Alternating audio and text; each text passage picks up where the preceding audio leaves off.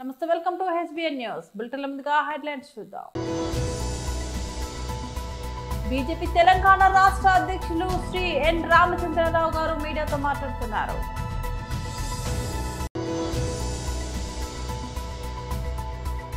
తెలంగాణ భవన్ లో బీఆర్ఎస్ నాయకుల press meet. తాడపల్లిలోని party కేంద్ర కార్యాలయంలో వైఎస్ఆర్సీపీ అధికార ప్రతినిధి మాజీ MLA కైలే Anil Kumar press meet.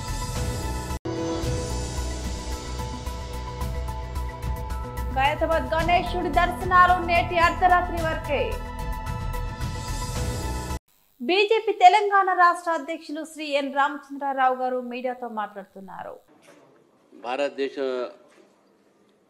చరిత్రలో టాక్సేషన్ చరిత్రలో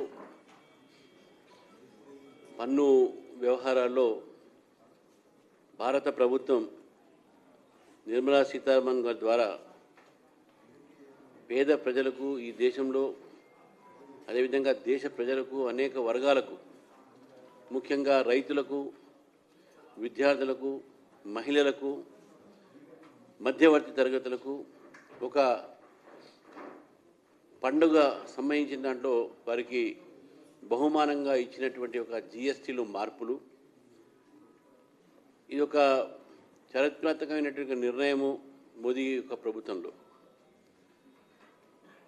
దాదాపు 8 సంవత్సరాలై one nation one elections, one nation one tax, one nation one law అనేటటువంటి ఆలోచనతో భారతీయ జనతా పార్టీ ప్రభుత్వం ఆ రోజు రావడం జరిగింది. ఈరోజు వన్ నేషన్ వన్ లా అనేది కూడా దాదాపు మనం చూస్తూ ఉన్నాం. కొత్తగా వచ్చినటువంటి కొన్ని చట్టాల వల్లగానే మనం కలోనియల్ ఒక మైండ్ సెట్ నుంచి మనం బయటకు వచ్చినటువంటి పరిస్థితి కూడా చూసి మరి మన దేశంలో బ్రిటిష్లు పరిపాలించిన సమయంలో రకరకాల పన్నులు పెట్టి మనకు భారత ఒక ప్రజలపైన పేద ప్రజలపైన ఒక భారంగా ఉండేటువంటి సమయంలో one nation one tax GST రూపంలో తీసుకొస్తున్నారు. అంటే వస్తు అదేవిధంగా సర్వీస్ సేవ ఈ రెండింటి మీద పన్ను పెట్టి కొన్ని మాత్రమే అంటే మన వ్యాట్ ఎక్సైజ్ ఈ 2-3 మాత్రమే రాష్ట్ర ప్రభుత్వాలకు వదిలిపెట్టి ఈ జిఎస్టీని తీసుకురావడం, దాంట్లో సగం సెంట్రల్ జిఎస్టీ స్టేట్ జిఎస్టీ ఈ రకమైనటువంటి దీంట్లో చేస్తే ఆ రోజు ఉన్నటువంటి పరిస్థితుల్లో మనకు ఈ 65.5 లక్షల మంది మాత్రమే ఈ జిఎస్టీ ట్యాక్స్ అప్పటివరకు పెట్టినప్పుడు వాళ్ళు ఉండే. కానీ ఈరోజు దాదాపు 1,51,00,000 మంది ఈ జిఎస్టీ ట్యాక్స్లు పే చేసినటువంటి సందర్భంగా మనకు పన్ను పెరిగింది, ఒక ఆదాయం పెరిగింది ప్రభుత్వానికి. ఎన్నో రకాలైనటువంటి ఇన్ఫ్రాస్ట్రక్చర్స్ కానీ మనకు భారతదేశంలో ఏదైతే మనం అభివృద్ధి కార్యక్రమాలు ఉన్నాయో మన దేశము ప్రపంచంలోనే దాదాపు 4వ స్థానంలో ఆర్థిక వ్యవస్థగా మనం వచ్చిన సందర్భంగా తొందరగానే మనం 5 ట్రిలియన్ ఎకానమీని చేరుకునేటటువంటి దిశలో మనం ప్రయాణించిన సమయంలో ఈ యొక్క జిఎస్టీ వలన ఈరోజు నరేంద్ర మోదీ గారు ఒక ట్యాక్సెస్ సంబంధించినటువంటి ఒక పన్ను వ్యవస్థని ఒకటి సరళీకరణ చేయటము, సింప్లిఫై చేయటము, అదేవిధంగా దీంట్లో ఎక్కువ మంది దీంట్లో వచ్చేటట్టు అయితే 56వ జిఎస్టీ కౌన్సిల్ మన ఢిల్లీలో జరిగింది. తెలంగాణ భవన్ లో బీఆర్ఎస్ నాయకులు ప్రెస్ మీట్.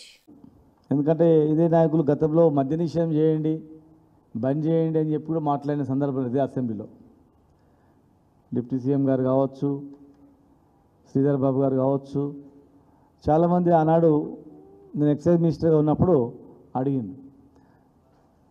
మరి ఇంకా ఏం పాలసీ అనుకున్నాం కానీ ఈరోజు పేపర్లో చూస్తే మైక్రో బ్రేవరీస్కు గ్రీన్ సిగ్నల్. ఇది అంటే ఎంత ఘోరంగా ఉందంటే రెస్టారెంట్లలో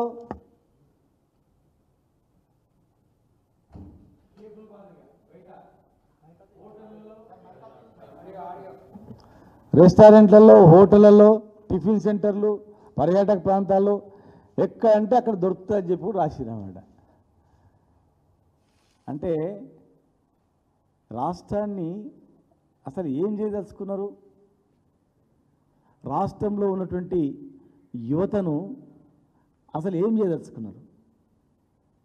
ఇంత ఈజీగా రోడ్ల మీద అందుబాటులో బీర్ల కంపెనీలు పెట్టి అక్కడనే బీర్ తయారు చేసి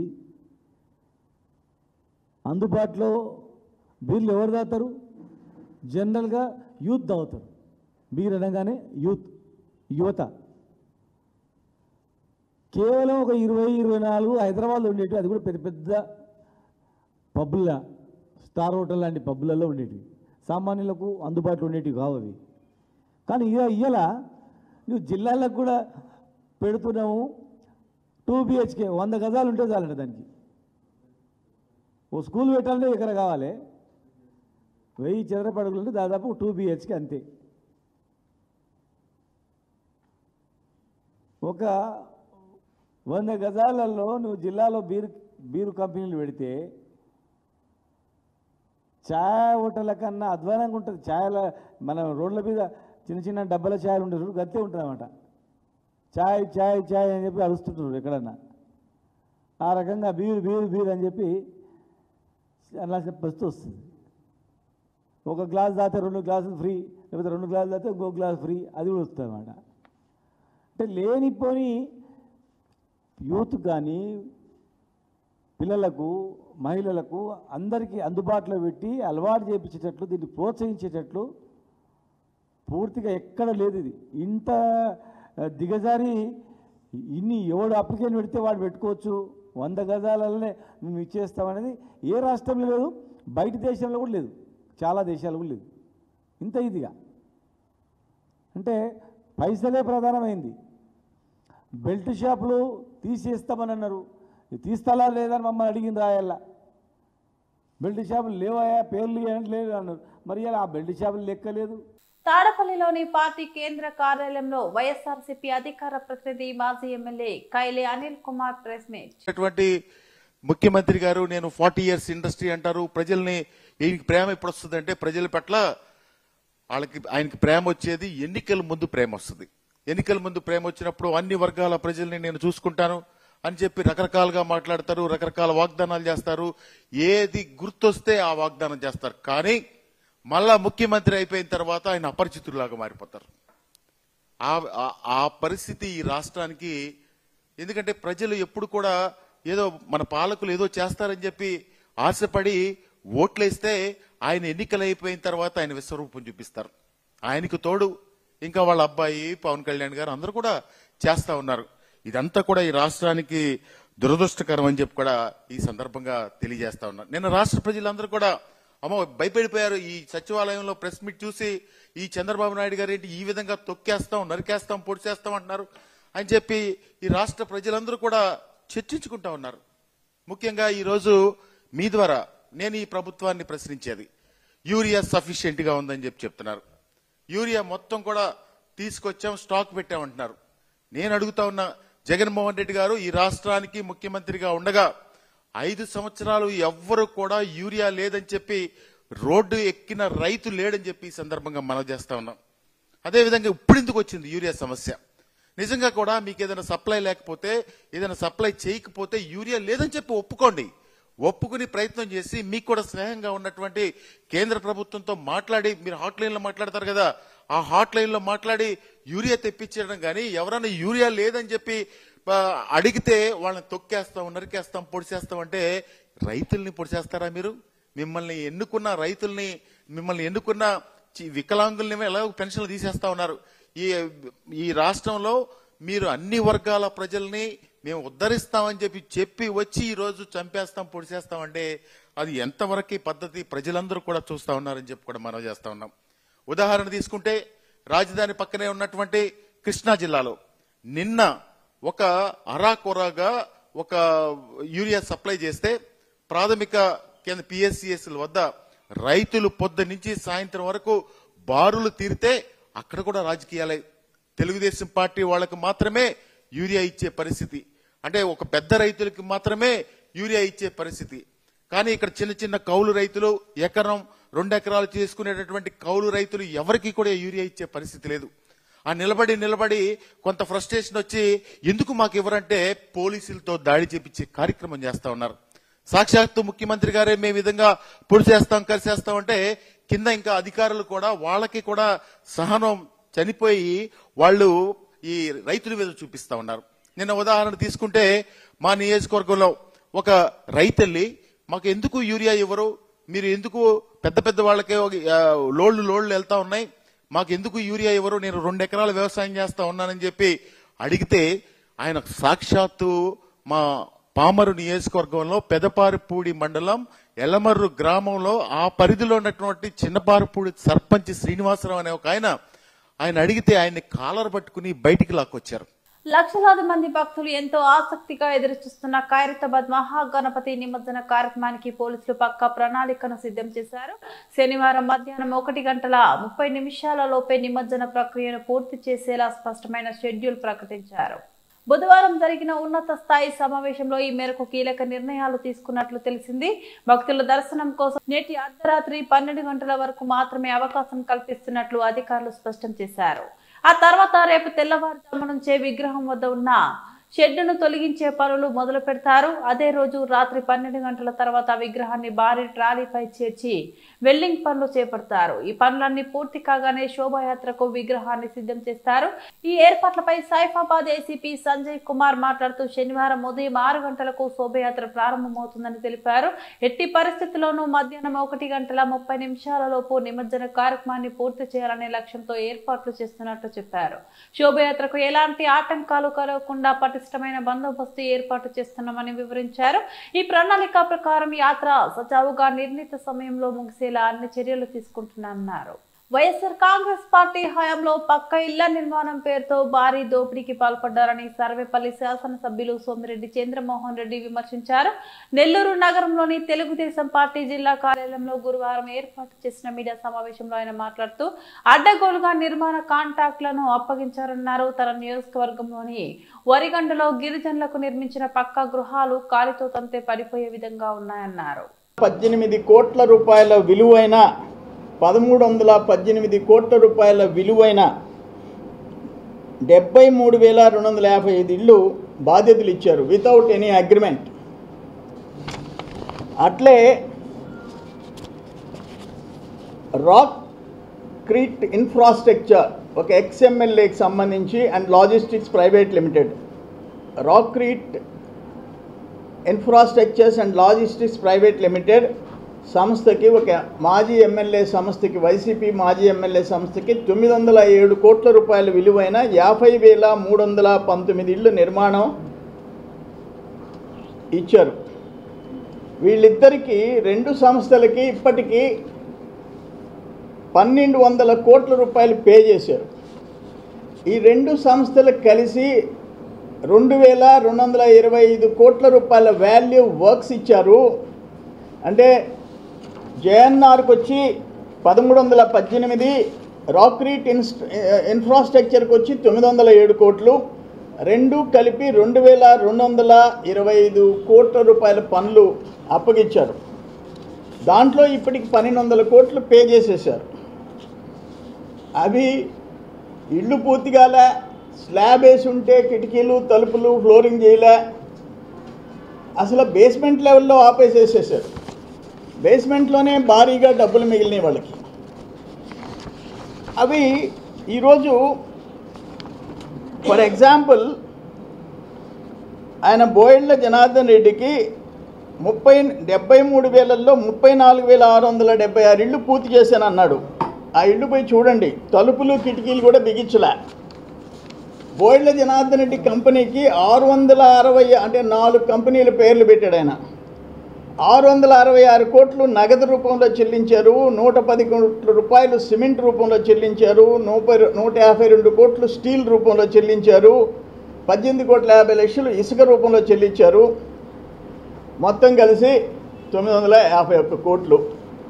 రాక్రీట్ కన్స్ట్రక్షన్స్ 50,390 ఇళ్ళు వాళ్ళు చేపట్టారు. వీటిలో అరకొర ఓన్లీ 2,011 ఇళ్ళు పూర్తయినట్టు చూపించారు. అసలు కొన్ని ఇళ్ళు మొదలు పెట్టలే. కానీ వాళ్ళకి పే చేసిన అమౌంట్ నేను మీకు చెప్పడం జరిగింది. ఈ స్టీల్ కొనుగోలులో భారీగా జరిగింది. అవి కూడా నేను మీకు తెలియజేస్తా. ఎంత మార్కెట్లో ఎంత ఉంది, దాదాపు 7-8 వేల రూపాయలు ఎక్స్ట్రా పెట్టి కొన్నారు. ఇక్కడ ఏంటంటే ఆప్షన్ 3లో వాటిల్లో MS door frames, windows, door shutters, electrical వస్తువులు, toilet pans, PVC overhead tanks, Warli arts అంటే ఆ స్టిక్కరు జగన్మోహన్ రెడ్డి స్టిక్కర్ వేసేదానికి అన్నీ కలిపి 302 కోట్లు ఖర్చు పెట్టినట్టు, ఆ మెటీరియల్ కొనుగోలు చేసినట్టు ఏడిచ్చారు. 18 రకాల వస్తువులు లబ్ధిదారుల పేరుతో బుక్ చేయించి వాళ్ళకి ఇవ్వకుండా వాళ్ళ సంతకాలు కూడా వీళ్ళే పెట్టేసేసి. బిఆర్ అంబేద్కర్ కోనసీమ జిల్లా కపిలేశ్వరపురం మండలం అంగర గ్రామ జన సైనికులచే ఇంటింటికి జనసేన పార్టీ గుర్తైన గాజు గ్లాసులు పంపిణీ చేశారు. పవన్ కళ్యాణ్ పుట్టినరోజు పురస్కరించుకొని అంగర గ్రామ జనసేన పార్టీ అధ్యక్షులు తోరాటి శ్రీనివాస్ ఆర్థిక సహకారంతో సమకూర్చిన గాజు గ్లాసులు పవన్ కళ్యాణ్ చేసిన సంక్షేమ అభివృద్ధి పనులపై కరపత్రాలు పంపిణీ చేశారు. జనసేన పార్టీ ఆవిర్భావం నుండి ఆ పార్టీ అధ్యక్షుడు ఉప ముఖ్యమంత్రి పవర్ స్టార్ పవన్ కళ్యాణ్ చేసిన ప్రజా సంక్షేమం అభివృద్ధి గురించి ముద్రించిన కరపత్రాలు పంపిణీ చేస్తూ జన సైనికులు ప్రజలకు వివరించారు. ప్రజా సంక్షేమం అభివృద్ధియే ధ్యేయంగా జనసేన పార్టీ స్థాపించిన పవర్ స్టార్ పవన్ కళ్యాణ్ ఆ దిశగా అలుపెరగని పోరాటం చేశారని జన సైనికులు తోరాటి శ్రీనివాస్ దానేటి సేతులు మీడియాకు వివరించారు. రాష్ట్ర డిప్యూటీ సీఎంగా పవన్ కళ్యాణ్ మారుమూల ఏజెన్సీ ప్రాంతాలు పర్యటించి రహదారులు, మంచినీటి సరఫరా పథకం వంటి మౌలిక వసతులు కల్పిస్తున్నారని కొనియాడారు. పవన్ కళ్యాణ్ ఆశయ సాధనకు తామంతా కృషి చేస్తామని జన సైనికులు మీడియా ముఖంగా తెలిపారు. జన సైనికులు పిల్ల బసవరాజు, కొమ్మిశెట్టి సూరిబాబు, నారాయణ స్వామి, కొంపెల్ల రాంబాబు శర్మ అధిక సంఖ్యలో జన సైనికులు పాల్గొన్నారు. ఇవాళ ప్రపంచంలో ఏ నాయకుడు లేని విధంగా పవన్ కళ్యాణ్ గారు సొంత సొమ్ముని ఆయన కష్టపడి సంపాదించుకున్న సొమ్ముని ఖర్చు పెడుతూ ప్రజల సేవ చేసుకుంటూ వస్తున్నారు. ఆయనకు అనుగుణంగానే మేము కూడా ఆయన ఆశయాల సాధన కోసం ఎంతో కృషి చేయాలనే ఉద్దేశంతో మేము కూడా ఆయనకి చేదోడు వాదోడుగా ఉండాలి. మనం కూడా అందరం కూడా కలిసికట్టుగా ఉండి అటువంటి మనిషిని మనం ఇది చేసుకోవాలని చెప్పేసి ఉద్దేశంతో ఈరోజు గాజు గ్లాసు ఆయన గుర్తున్నటువంటి గాజు గ్లాసుని పంచిపెట్టుకుంటా ఆయన చేసిన మంచి పనులు చెప్తా ఇలా చేశారని చెప్పి పాంప్లెట్ కొట్టించి పాంప్లెట్తో చెప్తా చేసుకుంటూ వస్తున్నాము. మాకు మా ఇన్ఛార్జ్ అయినటువంటి వేగుల లీలాకృష్ణ గారి సహకారం కూడా మీరు ఏం చేసినా నేను ఉంటాను వెనకాల, మీరు ఎదరకు నడండి మేము ఉంటామని చెప్పేసి ఆయన సహకారం చేస్తున్నారు. అలాగే ఎమ్మెల్యేలు కూడా మీరు మీ పార్టీ మాకు అనుకూలంగా ఉంది, మేము మీతో ఉంటాము, మీకు ఏ పనులు కావాల్సి మేము చేసి పెడతామని చెప్పేసి ఆయన కూడా చెప్పడం జరుగుతుంది. అందరికీ సంతోషం. ఇవాళ అన్ని అనుకూలంగా జరుగుతున్న గురించి సంవత్సరాల కాలంలో గవర్నమెంట్ నుంచే కాకుండా సొంత నిధులతో కూడా పవన్ కళ్యాణ్ గారు ఎన్నో కార్యక్రమాలు చేస్తున్నారు. అవన్నీ కూడా చెప్తా మేము పేపర్ ఒక పాంప్లెట్ ప్రింట్ చేయడం జరిగింది. ఆ పాంప్లెట్ ఇచ్చుకుంటా మాకు గుర్తైనటువంటి పవన్ కళ్యాణ్ గారు గుర్తైనటువంటి గాజు గ్లాసులు కూడా ఇంటింటికి పెట్టి ఇచ్చి ప్రచారం చేసుకుంటూ వస్తున్నాం.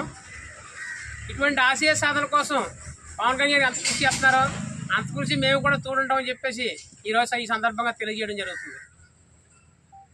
జై జనసేన. అంగర గ్రామంలో ఈరోజు మరి సెప్టెంబర్ 2న ఆంధ్రప్రదేశ్ రాష్ట్ర ఉప ముఖ్యమంత్రి వర్యులు అదేవిధంగా జనసేన పార్టీ రాష్ట్ర అధ్యక్షులు పవన్ కళ్యాణ్ గారి జన్మదిన పురస్కరించుకొని మరి ఈరోజు మరి అంగర గ్రామంలో ప్రతి ఇంటింటికి గాజు గ్లాసు ఈ యొక్క కాన్సెప్ట్ ఏంటంటే పవన్ కళ్యాణ్ గారి యొక్క గుర్తున్నటువంటి గాజు గ్లాసులు అదేవిధంగా ఆయన చేసినటువంటి ఆయన ఆలోచనలను, ఆయన విధానాలను, ఆయన సిద్ధాంతాలను మరి పార్టీ ఈరోజు ఆయన యొక్క 15 సంవత్సరాలు ఏ విధంగా ఒడిదుడుకులను ఏ విధంగా పార్టీ నడిపించారు, పార్టీలు ఎటువంటి కష్టాలు ఎదుర్కొంది, ఈ రాష్ట్రంలో ఈ దేశంలో జరిగింది 100% స్ట్రైక్ రేట్ని ఏ విధంగా సాధించారు అనేది ప్రజల్లోకి తీసుకువెళ్ళి ఆయన యొక్క విధానాన్ని, ఆయన యొక్క విషయ విజ్ఞాన ఆలోచనలు కూడా ఈరోజు ప్రజలకు తీసుకెళ్ళడం జరుగుతుంది.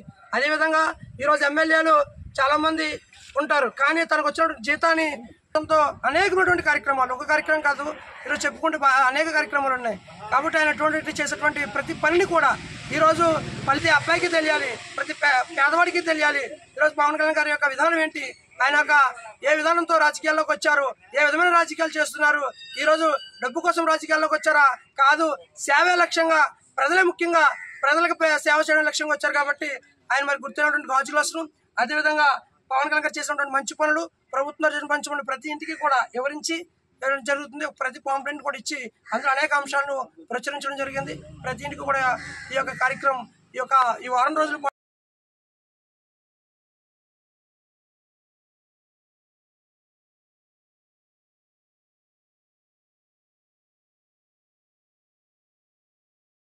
బులెటిన్ ముగించే ముందు మరోసారి హెడ్లైన్స్ చూద్దాం. బీజేపీ తెలంగాణ రాష్ట్ర అధ్యక్షులు శ్రీ ఎన్ రామచంద్రరావు గారు మీడియాతో మాట్లాడుతున్నారు.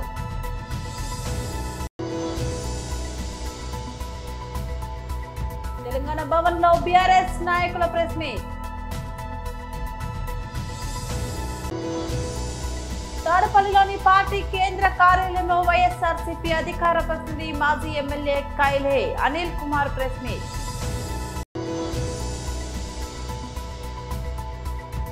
ఖైరతాబాద్ గణేశుడి దర్శనాలు నేటి అర్ధరాత్రి వరకే. ఇవి బులెటిన్ అప్డేట్స్. మరో బులెటిన్ లో మళ్ళీ కలుద్దాం. అంతవరకు సెలవు.